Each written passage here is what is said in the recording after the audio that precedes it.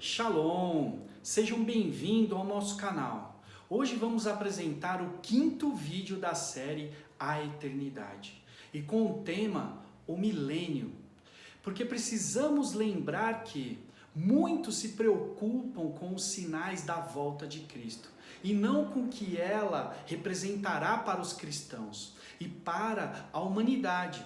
Neste vídeo, o pastor Luiz Dias, da Igreja VIP, irá falar sobre um evento que mudará o curso da história.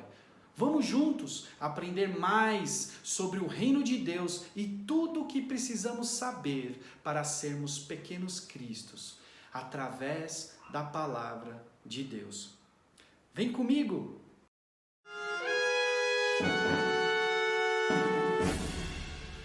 Então, vamos fazer uma recapitulação daquilo que nós já aprendemos.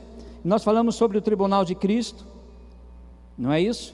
O que vai acontecer lá quando nós receberemos a recompensa. Todo mundo gosta de recompensa, há uma recompensa de Deus para você lá no tribunal de Cristo. E quando acontecerá o tribunal de Cristo? Então acontecerá quando? Quando o Senhor virá sobre a terra. Estão ouvindo a trombeta? Estão ouvindo a trombeta? Arrepiou a trombeta, não é? Na 7ª trombeta, quando chegar a hora, haverá vários anúncios. A trombeta serve para anunciar. E a 7ª trombeta é a última trombeta, é que anunciará e anunciará o que? A vinda de Cristo. E nós sabemos que Cristo virá para tomar o reino, não foi? Nós já aprendemos sobre isso, as parábolas falam sobre isso. Ele vem para tomar o reino, ele foi ao Pai para tomar o reino, e ele volta para tomar o reino. E quando ele vem, ele vai dar o galardão. Toda vez que falamos sobre o galardão, está se referindo à volta de Cristo. Quando Cristo vier, ele vai então dar o galardão e vai destruir os opositores. Isso fica muito claro, nós lemos a semana passada, lá em Apocalipse 11, 18. Você pode ler na sua Bíblia e você vai ver esses 3 motivos pelos quais Jesus vem. Ele vem para tomar o reino, dar o galardão e destruir os opositores. Mas quando a gente lê sobre dar o galardão, o que acontece nesse meio tempo? Os salvos, aqueles que querem Cristo, eles vão subir, glória a Deus, amém? Por que eles vão subir? Bom, eles vão se reunir com aqueles que ressuscitaram, os mortos, que morreram em Cristo e que morreram por Cristo. Eles ressuscitarão e eles se encontrarão com os salvos. Nós lemos isso lá em Tessalonicenses. E nós que estivermos vivos, nós nos encontraremos com eles. E o que acontecerá? Nós formaremos um grande exército, e aí os ressuscitados, os salvos e Cristo virão sobre a terra, amém? Virão sobre a terra. Há um texto que eu quero trazer para você, é em Apocalipse 19, 14. Os exércitos do céu seguiam a quem? A Jesus, vestidos de linho fino, branco e puro, e montados em cavalos brancos. Aqui, quando João descreve a vinda do Senhor, ele diz que Jesus vem também todo poderoso, e ele vem seguido de um exército. Não é um exército de anjos, é um exército de pessoas vestidas de linho fino, branco e puro. Quem se vestia de linho fino, branco e puro, na palavra de Deus, no Antigo Testamento principalmente, quem se vestia assim? Se você for lá estudar, são os sacerdotes, não é? Os sacerdotes se vestiam de linho fino. Você lembra daquelas pessoas que estavam debaixo do altar de Deus, dizendo: até quando, ó Deus, o Senhor não vem julgar as nações? E diz a palavra que foi lhes dado vestes brancas. Então, essas pessoas que ressuscitarão, e os salvos, por quê? Porque a Bíblia diz que Jesus, ele conquistou para si pessoas de todas as nações, tribos e povos, não foi? E fez o que com elas? Ele constituiu, ele deu autoridade de serem o que? Reis e sacerdotes. E o texto diz: reinarão com Cristo para sempre. Então o que João está vendo são os sacerdotes. Então são quem? São os ressuscitados, são os salvos, agora premiados. Eles descerão para reinar sobre a terra. Sabe, muitas vezes nós ficamos preocupados, ou as pessoas ficam preocupadas com os sinais da volta de Cristo, e não com o que a volta de Cristo representará para os cristãos e para a humanidade. Sabe, será um evento que mudará o curso da história. A imagem de um Jesus criança ingênua, nascida lá na manjedoura, ou então Jesus flagelado na cruz, sabe, essa imagem dará lugar a um Jesus vitorioso, glorioso, que descerá com autoridade, com majestade, para tomar posse do seu reino, amém? E nós precisamos saber disso, e você precisa saber disso. E por que você precisa saber disso? Primeiro que você precisa saber, você é um cristão, sim, certo? Você não é um cristão? Então você precisa saber dessas coisas. Quem que você acha que vai saber sobre a vinda de Cristo? Os cientistas? Não, são os cristãos. É você que vai saber. Então você precisa saber, nós estamos ministrando para que você saiba, para que não aconteça na segunda volta de Jesus o que aconteceu na primeira, lá em Belém. Quando Jesus veio pela primeira vez, além do casal, somente mais 3 pessoas sabiam que Jesus, o rei, tinha nascido. Não foi? Os 3 reis magos. Já pensou? Você tem um bebê, a felicidade, vocês vão, né? Carla e o pastor vão ter o Lucas, e o Lucas nasceu, eles vão estar felizes, sim ou não? E aí ninguém liga para ele, nenhum parente liga, para dar os parabéns. Triste. Nenhum amigo liga, não é? Para dar os parabéns. Mas de repente, na porta da maternidade, aparecem 3 pessoas que eles nunca viram na vida, e dizem: olha, eu vim trazer um presente para o Lucas. Isso é estranho, não é? Bom, então na segunda vinda de Cristo não pode acontecer isso, amém? Nós vamos estar sabendo que Jesus está voltando, amém?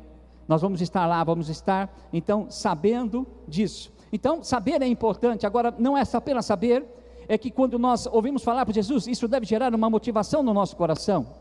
Quando nós ouvimos de tudo isso que nós estamos falando, deve gerar o quê? Uma motivação na sua vida. Por que você está aqui hoje? Por que você veio aqui, aqui no culto, para adorar a Deus? Tem que ter uma motivação. Por que você serve ao Senhor? Por que você diz não ao pecado e busca ter uma vida de santidade? Por que você faz isso? Por que você faz isso? Por que você faz boas obras que glorificam a Deus? Por que você faz isso? Nós fazemos isso porque temos uma esperança. E qual é a esperança? Reinar com Cristo, amém? Reinar com Cristo. Quando falamos a respeito do reinado do Senhor, da vinda do Senhor, falamos que Ele vem para tomar o reino, não é isso? Isso deve motivar, porque nós vamos fazer parte desse reino, amém? Você vai fazer parte desse reino? Então diga: eu vou fazer parte desse reino, eu vou reinar com Cristo. Isso deve ser a motivação do nosso coração, amém? O apóstolo Paulo fala: olha, eu corro pelo prêmio da soberana vocação de Deus em Cristo Jesus. Ele era motivado pelo prêmio da soberana vocação, pelo prêmio, e ele fala ali da entrega do galardão, e aí ele remete à vinda de Cristo. Então na nossa vida, quando nós lemos a palavra do Senhor, não é para ficarmos com medo, mas é para nos motivarmos, porque servimos ao Senhor com seriedade, com compromisso, e aguardamos o momento de reinarmos com Cristo, amém? Deu para entender? Então é por isso que falamos isso, é por isso que o Senhor quer trazer essa palavra ao nosso coração. Então vamos continuar. O que acontecerá então depois que os ressuscitados, os salvos e Cristo chegarem nesse mundo? Irá acontecer que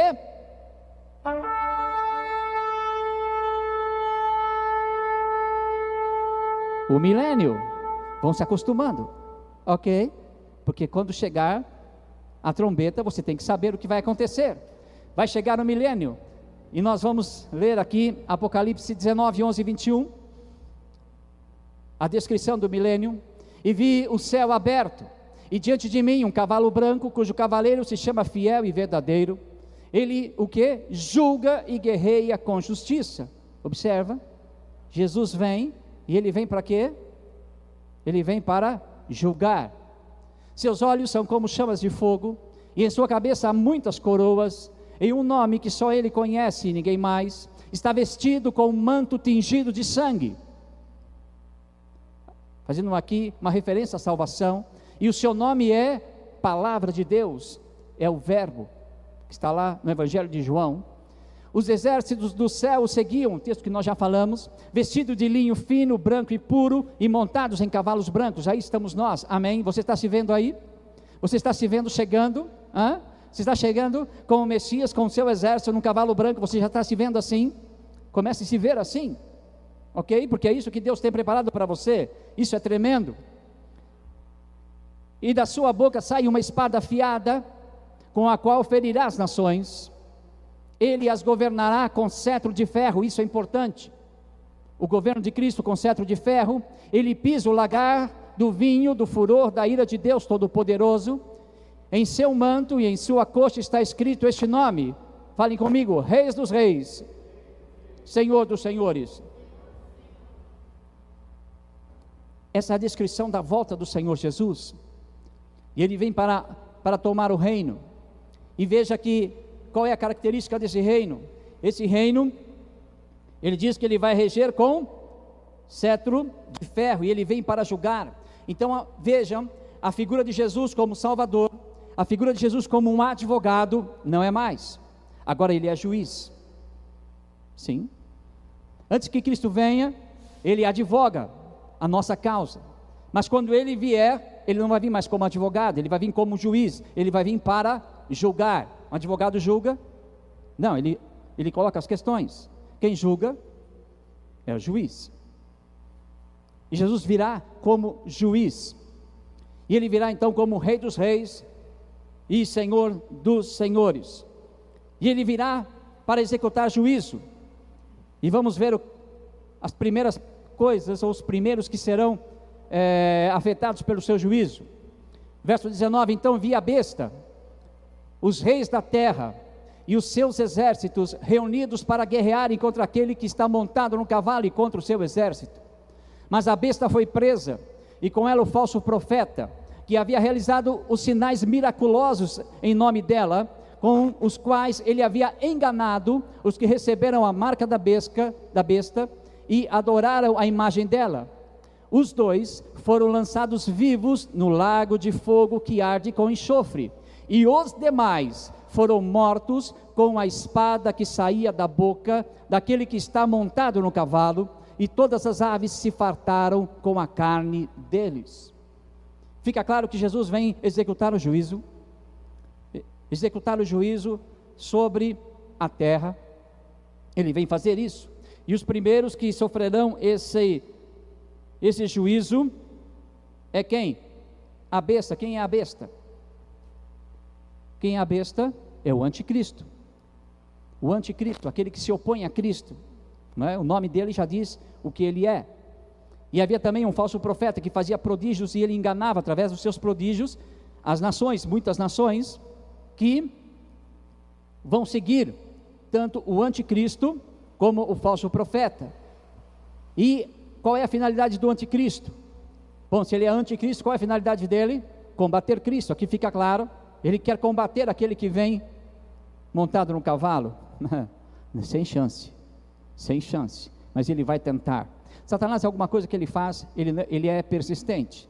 Ele já está preso e derrotado, mas ele é persistente, mas ele vai ser derrotado. Então a primeira coisa que Jesus faz, ele vai, olha, o anticristo e o falso profeta vão para onde? Para o lago, vão direto para o lago que arde com fogo e enxofre. E os demais, eles não vão para o lago que arde com fogo e enxofre, os demais, eles são mortos e vão aguardar o dia do juízo final. Então Jesus vem para executar juízo, entendem isso? Agora há mais uma coisa importante que vai acontecer, e que você precisa estar ao par. Continuando, Apocalipse 19, vem o capítulo 20, verso de 1 a 3, e vi descer do céu um anjo, que tinha a chave do abismo, e uma grande cadeia na sua mão. Ele prendeu o dragão, a antiga serpente, que é o diabo e Satanás, e amarrou-o por 1000 anos, e lançou-o no abismo, e ali o encerrou, e pôs selo sobre ele, para que não mais engane as nações, até que os 1000 anos se acabem, e depois disso, importa que ele seja solto por um pouco de tempo. Esse período de 1000 anos, é um período, determinado, um período fixo. Ele tem um início com a vinda de Cristo, mas ele também tem um término, e aqui fala do término, quando Satanás é solto, mas durante os 1000 anos, Satanás, ele é preso. Então nós temos a besta, o anticristo, lançado no lago de fogo, o falso profeta com ele, vem Jesus e acaba com aqueles que eram seguidores do anticristo, e ele também prende Satanás. Agora observe, ele prende Satanás para quê? O que diz o texto? Para que ele não mais engane quem? As nações. E daí então o que a gente entende? Que nem todas as nações vão seguir o anticristo e vão ser destruídas. Haverá muitas nações que vão entrar no milênio, não são salvas, porque os salvos já subiram, certo? Mas são nações que elas não seguiram o anticristo, não são salvas, e elas vão entrar no milênio.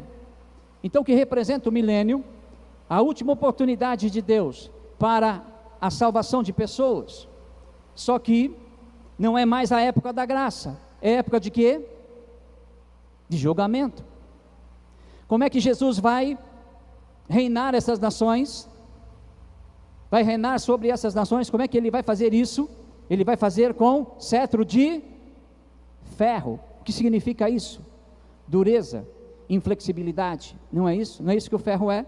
Ferro não é resistente, não é duro, é flexível, não é flexível. Então não há mais tempo da graça.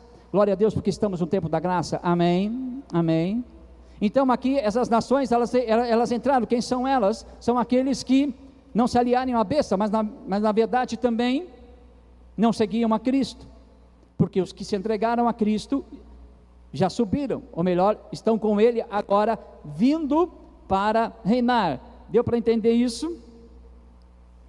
Deu para entender isso? Então nós reinaremos com Cristo, com Ele 1000 anos. E é um texto que eu trouxe para você, para que você possa entender.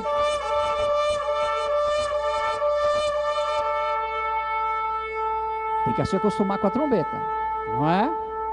Por isso que eu coloquei várias trombetas. Mas você vai participar do milênio. E como será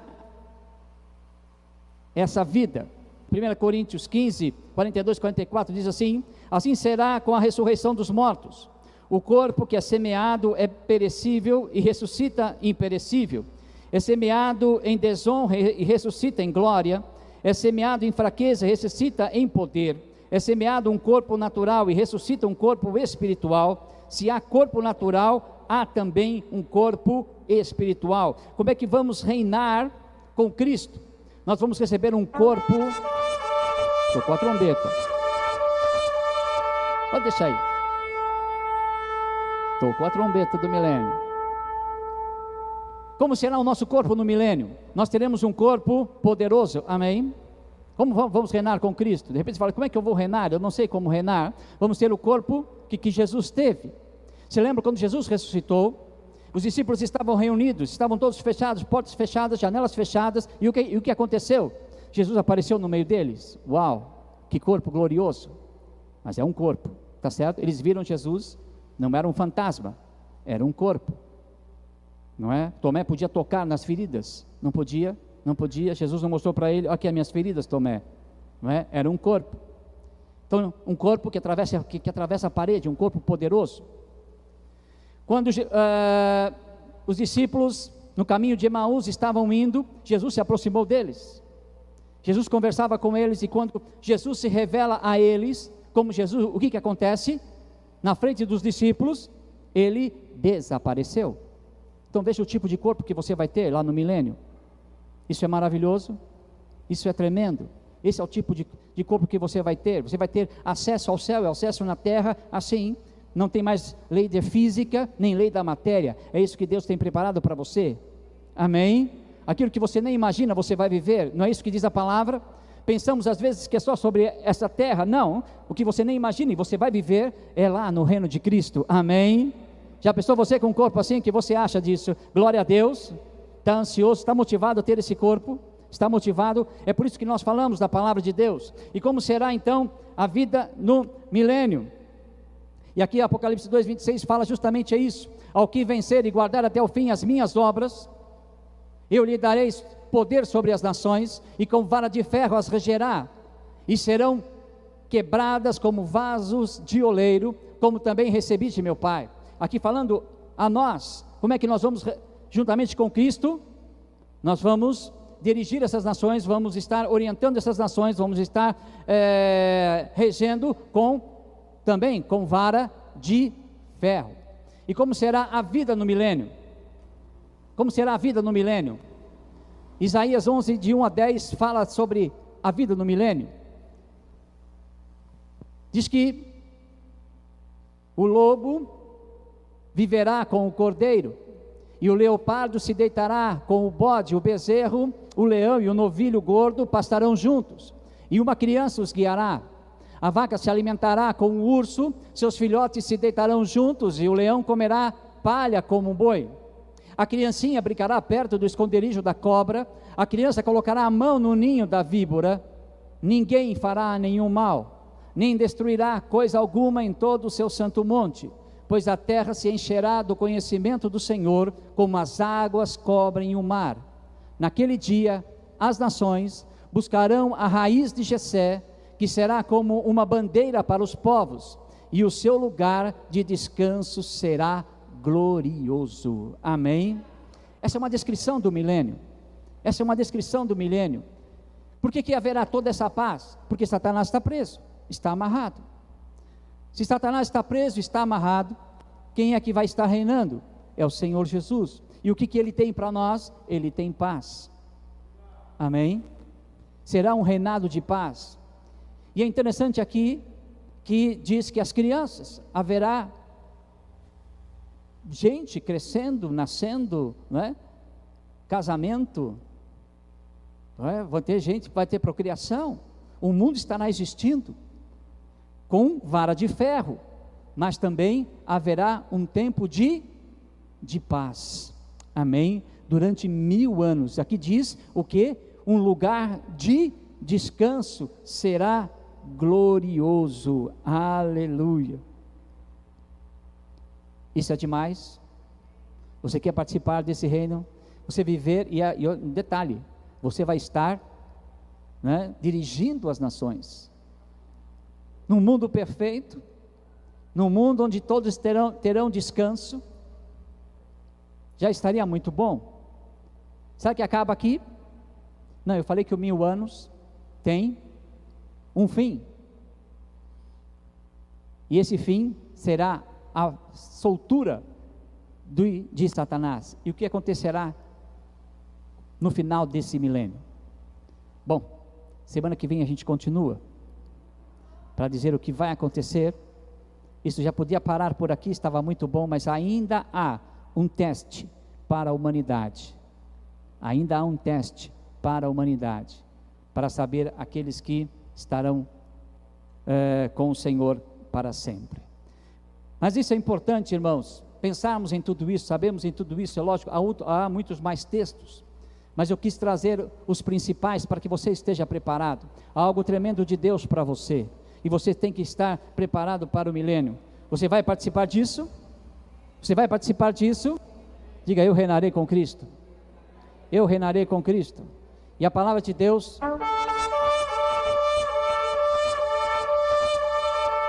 não se esqueça da trombeta.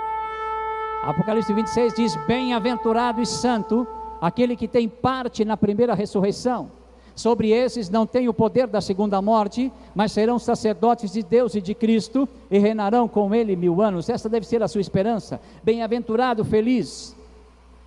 Bem-aventurado, feliz é aquele que tem parte na primeira ressurreição. Qual é essa primeira ressurreição? É a ressurreição daqueles que morreram em Cristo e por Cristo.